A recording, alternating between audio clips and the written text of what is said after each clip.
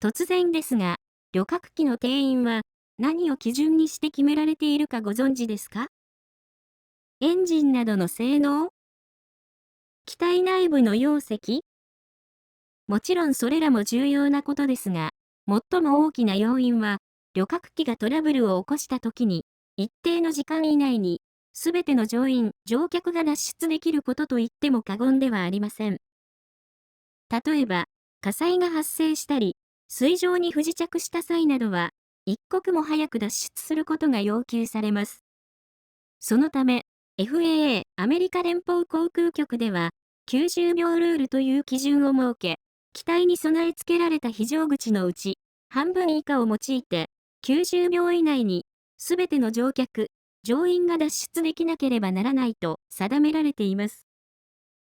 これはアメリカの基準ですが、世界各国で、この基準が踏襲されています。そのため、この90秒ルールのために、シートやドア、客室乗務員の配置などが決められ、旅客機の定員を決定する大きな要素となります。かつて、世界最大の座席数を誇ったのは、実質、日本の国内線専用のモデルであった、ボーイング 747-400D の569席。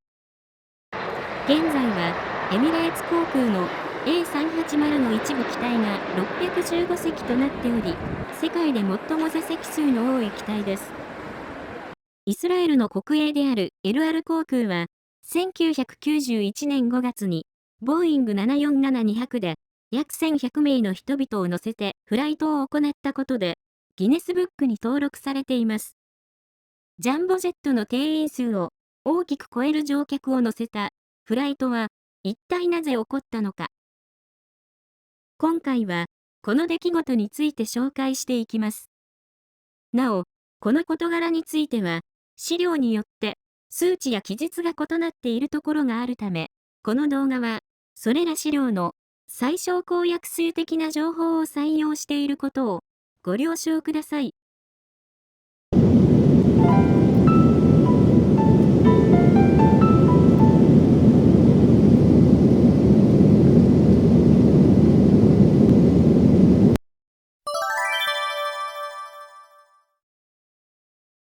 エチオピア北部、ゴンダールと呼ばれる地区に、自らを地球最後のユダヤ人と信じて暮らす黒人ユダヤ教徒の村がありました。なお、日本では一般的にイスラエル民族ヘブライ人のことをユダヤ人と想像することが多いと思いますが、ユダヤ教徒のことを広義にユダヤ人と呼ぶことがあります。ここでのユダヤ人とは後者のことを指していますのでご注意ください。そのため、彼ら黒人のユダヤ人たちは、エチオピアのユダヤ人、ファラシャと呼ばれています。1991年当時、エチオピアは、メンギス・ハイレマリアムの独裁政権による統治が行われており、反政府軍と内戦状態にありました。戦局は反政府軍が優勢で、政権は崩壊寸前。治安状況も不安定となり、米国やイスラエルにいるユダヤ人たちは、エチオピア国内のユダヤ人たちが身体的に危害を加えられるのではないかという懸念を持っていました。イスラエルには帰還法と呼ばれる法律があり、イスラエル国外にいるユダヤ教徒がイスラエルへの移民となることが認められます。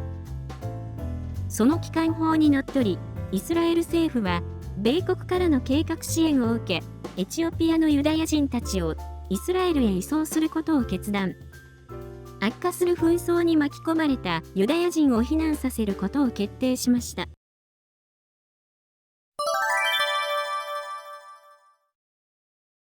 エチオピア国内のユダヤ人を移送する作戦は、ソロモン作戦と名付けられ、1991年5月24日午前10時に作戦開始。アラブ諸国に干渉される前に、極秘かつ迅速に作戦が実行されます。なお、事前にエチオピア政府や反政府軍からイスラエル機に対して攻撃を加えないとの約束を取り付けています。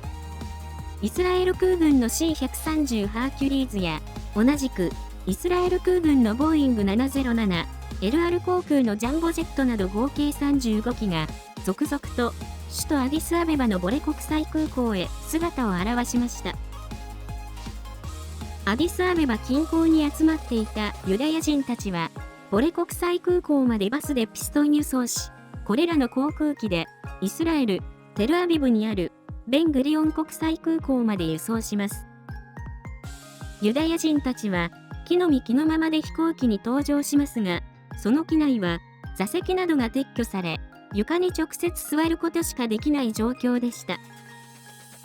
この作戦で使用された LR のボーイング747-200は、正規の座席数を大きく超えた1085名が搭乗した状態で、エチオピアを後にし、距離にして 2400km、約4時間のフライトを行いました。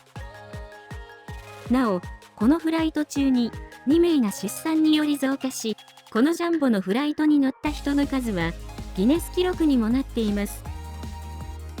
なお、このフライトには LR のカーゴ機が使用されたとの資料もありますが、旅客型、貨物型のどちらが使用されたのかは判明しませんでした。最終的に、この作戦は35機の航空機で、延べ41往復を行い、わずか25時間で14,310名のユダヤ人がイスラエルに避難しています。着の身着のままでイスラエルに移住してきたエチオピアのユダヤ人たちは、イスラエル国内で生活苦に直面したと言われています。そのような中、作戦後29年経過した2020年には、史上初めてエチオピア生まれの大臣が誕生するなど、イスラエル国内でも彼らの活躍が続けられています。今回の動画はこれで終わりです。よろしければ高評価、チャンネル登録をお願いします。ご視聴ありがとうございました。